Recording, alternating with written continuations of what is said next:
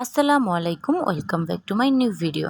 আজকে আমি চলে এসেছি নতুন একটা রেসিপি নিয়ে। তাহলে চলুন শুরু করা যাক। তো প্রথমে আমি এখানে একটা প্যান নিয়েছি আর তাতে দিয়ে নিয়েছি হচ্ছে গরম মশলাগুলো আর শুকনো আস্ত মরিচ। তো চলুন কি রেসিপি করছি সেটাই তো বলা হয়নি, সেটা বলি। আজকে আমি রান্না করব রুই মাছের মাথা দিয়ে হচ্ছে মুগ ডাল দিয়ে মুড়িঘণ্ট। এখানে আমি পেঁয়াজ সুন্দর করে ভেজে নিচ্ছি, এই দারচিনি, তারপর হচ্ছে এলাচ, লং, তেজপাতার সাথে। পেঁয়াজটা যখন ভাজা ভাজা হয়ে যাবে তারপর এখানে আমি একটু লবণ দিয়ে নিয়েছি। আর তারপর হচ্ছে শুকনো উপকরণগুলো দিব, সেটা হচ্ছে হলুদের গুঁড়া, তারপর অল্প পরিমাণে গুঁড়া মরিচ দিব, যেহেতু আমি এখানে অলরেডি শুকনো মরিচ দিয়েছি তার জন্য হচ্ছে কম পরিমাণের দিব। ঝালটা আপনারা আপনাদের পছন্দ মতো দিবেন আর লবণটা তো অবশ্যই স্বাদ মতো দিবেন। তো যাই হোক, এখানে আমি একটা মাছের মাথা নিয়েছি আর আর হচ্ছে 250 গ্রাম পরিমাণের মুগ ডাল নিয়েছি আর মুগ ডালটাকে আমি আলাদা করে ভেজে নিয়েছি। মাছের মাথাকে হচ্ছে সুন্দর করে কেটে টুকরো করে নিতে হবে, তা না হলে কিন্তু আপনার এখানে যখন মাছের মাথাটা দিবেন আর ভাঙতে কিন্তু অনেকটা অসুবিধা হবে। এখানে মশলাটা কষানো হয়ে গিয়েছে অলমোস্ট, আর আমি এখানে সেই টুকরো টুকরো করে রাখা মাছের মাথাটা দিয়ে নিয়েছি। মুগ ডাল দিয়ে মুড়িঘণ্ট, এটা আর নতুন করে কি বলবো, এত পরিমাণের মজা হয় যা বলার বাহিরে। গরম ভাতের সাথে অনেক মজা হয়।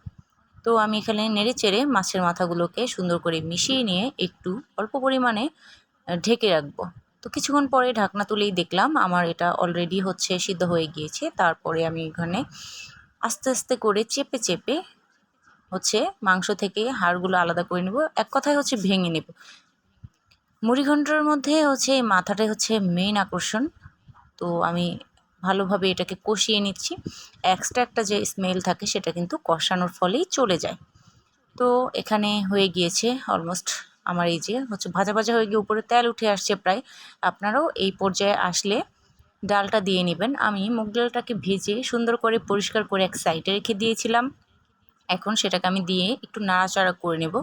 আমি সাইডে গরম পানি করে রেখেছিলাম আর সেই গরম পানিটাই আমি এখানে অ্যাড করব। গরম পানি দিলে হয় কি, তরকারি আর যে কোনো কিছু দিয়ে গরম পানি দিয়ে রান্না করলে খুব তাড়াতাড়ি বলক উঠে যায় আর গুণগত মানটাও ঠিক থাকে।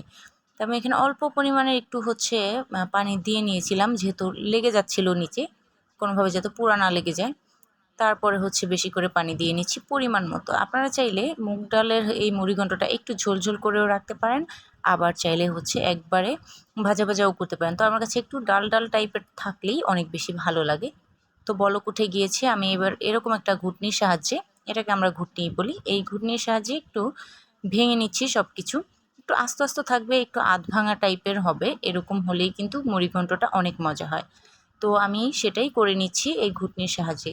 অলমোস্ট আমার ডান। তারপরে কিন্তু আমি হচ্ছে আর ঢাকবো না, এটাকে এভাবেই রেখে দেব। আর যদি মনে হয় যে ডালটা সিদ্ধ আর একটু হওয়া প্রয়োজন, তাহলে হচ্ছে আপনারা ঢেকে দিতে পারেন। সেটাও সম্পূর্ণই ডিপেন্ড করবে আপনার হচ্ছে নিজের উপরে। আপনি তো দেখবেন সশরীরে যে রান্নাটা কেমন হচ্ছে। তো আমি হয়ে গিয়েছে, নেড়েচেড়ে দেখছিলাম। এখানে আর একটু পরিমাণের চুলা জাল করে নিয়েছি, তারপরে হচ্ছে নামিয়ে নিয়েছি। আমার কিন্তু মুগ ডালের মুড়িঘণ্টটা অলমোস্ট হয়ে গিয়েছে।